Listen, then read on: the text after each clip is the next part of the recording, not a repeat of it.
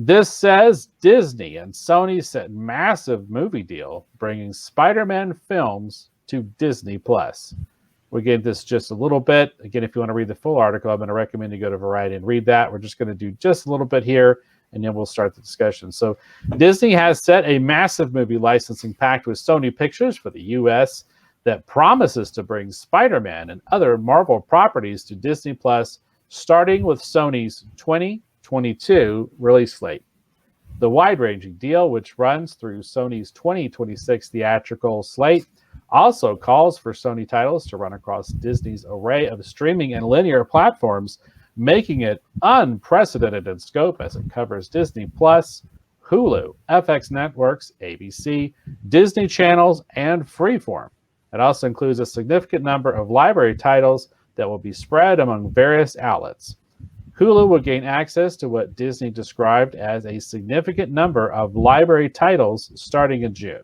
The agreement comes on the heels of Sony's output deal with Netflix for titles in the lucrative post-theatrical release Pay One window. The Disney deal covers subsequent TV windows, meaning that the titles will land on Netflix first after 9 months. About 9 months after that start of a film's theatrical run. Disney is scooping up from multiple platforms and windows previously reserved for ad-supported cable and broadcast airings of movies. The Netflix and Disney deals also run for the same license term. Now, what's interesting about this is there's a lot of TV minutia in this, right? A lot of we'll call it industry speak, right? That a lot of this I don't even quite understand. The funny thing about this is that I've seen some coverage on this, and people have been taking a different angle on this, saying that because of this deal, it means more of Spider-Man is now more officially, legitimately in the MCU, which is interesting. I'll have to dig into this further, but based on this just sounds like a rights deal, right? Yeah. What's really interesting about this is last week we covered the Netflix deal, and I wasn't aware of this story actually until you started talking to me about it before we got set up. And I was really shocked at first because I was like, well, what happened with the Netflix deal? So obviously what it sounds like is basically Netflix is getting sort of like that premium sort of first deal that you traditionally, I think, would get from what they call transactional VOD, right? That's like, your iTunes, right? Your old PlayStation store, your Amazon Prime, where you download a movie, right? That stuff generally comes out before stuff starts streaming on a platform. It sounds like Netflix was able to get that for themselves, whereas what Disney has done is they've kind of taken those rights, as it mentions in the article, that traditionally you would have like for a cable channel. That's one of the reasons, for instance, that HBO Max has New Mutants. It's because New Mutants is on HBO, right? There's a deal right that they did that basically put New Mutants on HBO. And HBO Max has been able to basically get anything that's on HBO on their streaming platform. So it gets very complicated, and it's kind of funny because my streaming wars article is also about how complicated some of this stuff gets. So I think they're actually going to supplement each other very well.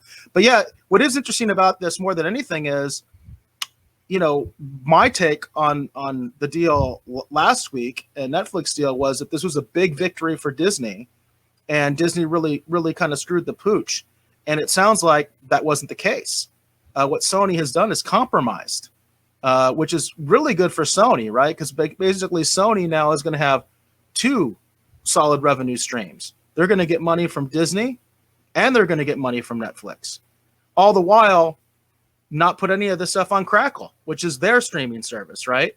It's really interesting that Sony's approach to the streaming wars is definitely different than all the other big studios. Yeah, it's interesting. But like they're playing nice. They're playing nice. Yeah, they're exactly. They're spreading the wealth. Well, and it's crazy too because, like I said, the coverage I'd seen, the reason I was aware of this deal is because, like I said, a lot of the people who I typically follow, their takeaway from this is that, like I said, well, Spider-Man's officially in the MCU and like in a more legitimate manner. And That sounds like the Michael Keaton thing. I mean, that's just pure yeah, hype. It's Spider-Man has already been part of the MCU since Civil War. What? You know what I mean? Seriously?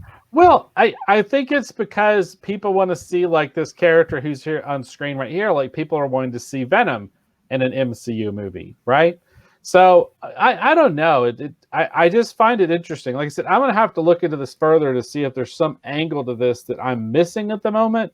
But like I said, that's kind of the approach I've been hearing in relation to this, when in reality, this is just a really interesting sort of like a rights deal. You know what I mean?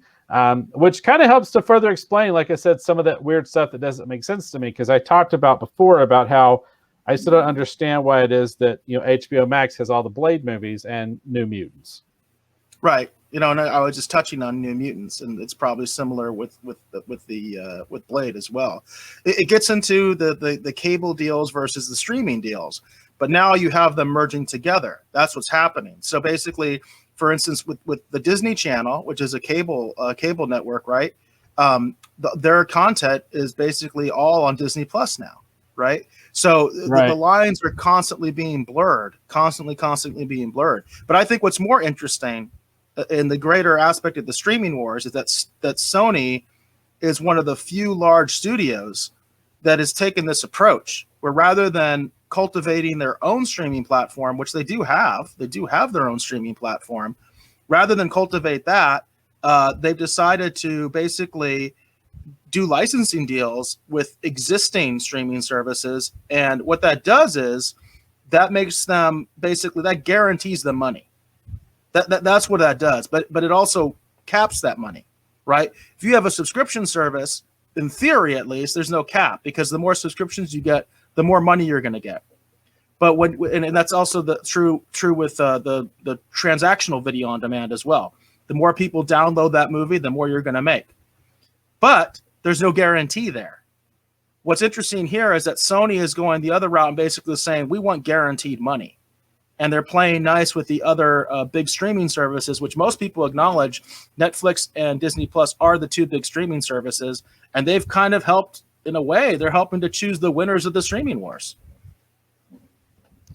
Well, what's interesting when you talk about Sony having their own service, are you talking about Crackle? Yeah, they have Crackle. Well, I'd seen a report somewhere that they'd actually sold Crackle to the Chicken Soup for the Soul Entertainment or something. It's like this really weird. Did you not see that weird news article? No, I had not. I was not aware.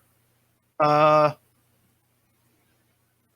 it was a really weird thing. It says they sold the majority stake to Chicken Soup for the Soul Entertainment. That's true. I wasn't aware of that. And it was, I had been meaning to bring that up on the show because I just thought that was so weird, because I was like, the guy from the secret videos, like, why? Like, what in the world is he going to do with it? So I don't know. That's the thing. It's like there's so many weird facets and different things happening in the streaming wars. To me, it's almost impossible to keep up with all of it. Well, it's funny that you say that, because as I'm trying to get caught up on that issue with Crackle, it says that the part of this is that they're going to be doing a Crackle Plus. Crackle Plus. Yeah, definitely. Well, that's something to talk about on a future installment. And that's an old article too. That is an old article. That's funny. I wasn't even aware of this. So I don't know where they are with that particular plan. Because certainly this would not, what's going on here would definitely not jive with a Crackle Plus. If they're in a Crackle Plus, you definitely want to keep Spider-Man in-house. So that may have fallen apart. But yeah, it does say that was part of the initial deal. And I'm just reading this Hollywood Reporter article. That's an old article from like 2019 where they talk about that Sony sold the majority stake to Chicken Soup for the Soul. So yeah, I wasn't aware of that, but apparently it was part of a deal to start their own streaming service. So I'll have to look that up and try to get more information on that, because it sounds like that would be an interesting story of possibly something, a planned streaming service that never really got off the ground. Yeah, I mean, and you know, you would think that seeing everything that's going on, if it doesn't look like it's going to work, you know what I mean?